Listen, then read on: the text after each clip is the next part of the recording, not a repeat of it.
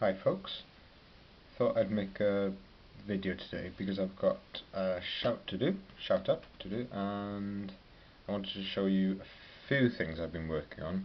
Not much in the way of painting, unfortunately. I would have liked to do quite a lot for the Anglo-Zulu War in this week or so that I've been sort of 2 weeks perhaps now. I'm not sure what it's up to, but I've been quite busy with essays and things, so that's why I haven't done much painting. Anyhow, from Laser Cut Architect on eBay, I bought a dwarf slash halfling cottage, and it's come out quite nice. This it's MDF set, and unfortunately, I don't think, due to the fault of the set, more my ignorance in building MDF kits, but I've had to put some filler in gaps, but I'm hoping to hide that with a bit of, well, just some clever paintwork if I can, just by painting it sort of mossy green to make it look like there's moss growing in the gutters and stuff, when it's all primed and painted, you know.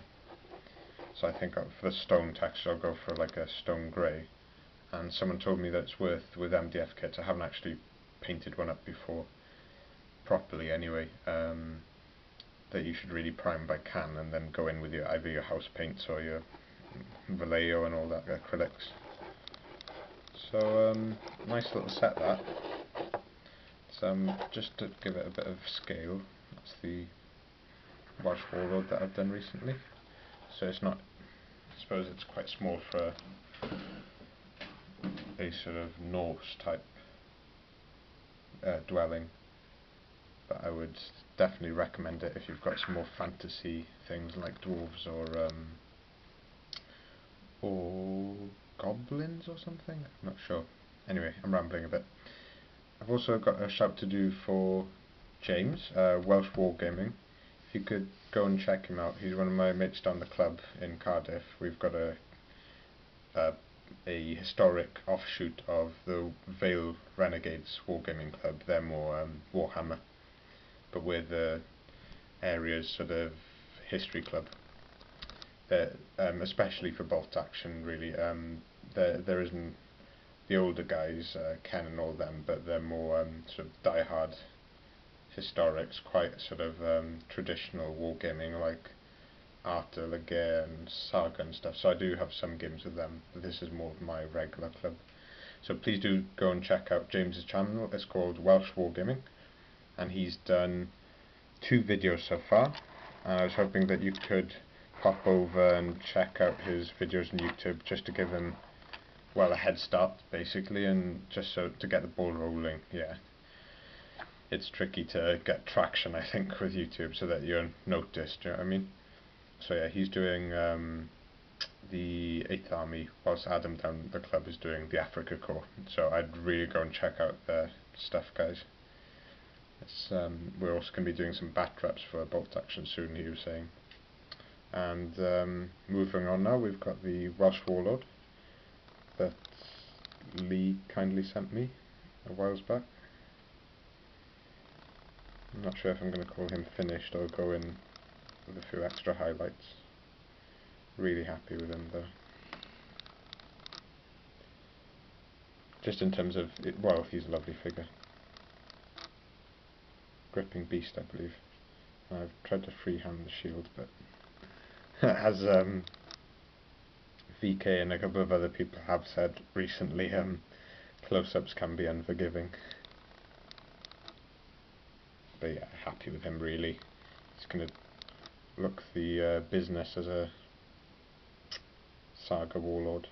He's going to be from my Welsh Warband, which I've yet to paint up the rest of them. He's the first character, so to speak. Yeah, that's it, folks. I'd also like to talk a little bit about brushes, if you've got time to stay. For Christmas, I was given by my girlfriend's sister 4 brushes. It's very generous of her. We were like sort of asking, everyone was asking each other what they fancied for Christmas. I did ask for 2 brushes, and she was very kind and sent me 4, which was, well, incredibly happy about. It was very generous of her. I've got I think she's gone for 1, 2, 3 and 4 sizes from Rosemary & Co.'s range. It's called the Sable Blend, and that's the serial number, or the number if you're going through their website. I would highly recommend Rosemary & Co. as the balance of quality and great value. I must say one of them is, this is what one looks after a year of being back with, if I can get that into focus. Sorry guys.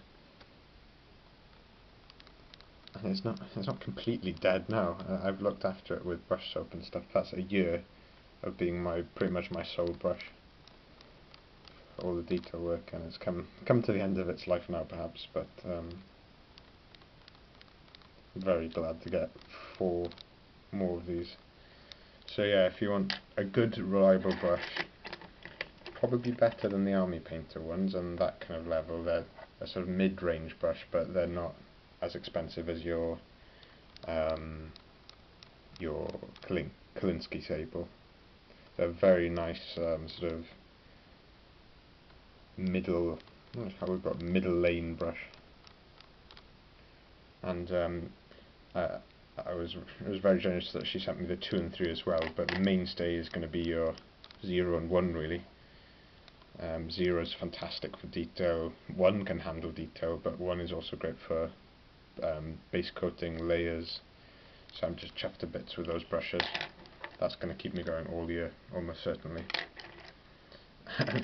And in the summer I'm going to be doing some commission painting, so I might need to get another set of those, but definitely see me through a lot of painting. In the interim I was short of a brush, so I went for Army Painter's character brush. That has a very fine point on it, and very inexpensive, £2 something in our local hobby shop. The only thing with Army Painter brushes is I find the paint gets clogs up the it's called the ferrule at the sort of right between the bristles and the metal part. Just at the end there I find paint does collect. So what I do with that is just make sure you wash out the brushes and use some sort of nice brush soap or something. The Rosemary & Co. brushes have longer bristles, which I do really like. And I've got 3 brushes there. There's 2 for dry brushing. I need to get more dry brushes, they're all knackered. And there's 1 for stippling. That stippled brush would do you fine for doing tank camouflage, and at a push some infantry camouflage as well, but I've taken to painting that on with finer brushes these days. Sorry guys, this tripod's not as stable as I'd like to be. I'm constantly knocking it over because I'm being clumsy. The other brushes I've got from Rosemary & Co. are it's a special range, it's called Michael Klein. So these are the black handles. These are all knackered, but they've seen a year of painting again. Fantastic for base coating. The point on them is going now, but only after, you know, they've gone through the wars. They really have. What's nice about Rosemary & Co. is you can make an order and you can get, you know, maybe 8 brushes, say, and the postage is very reasonable on them, so you don't need to be spending more than a 10 or 15 quid on a decent amount of brushes that will get you through a year of proper painting. I keep 1 brush separate for varnishing, that's a number 1.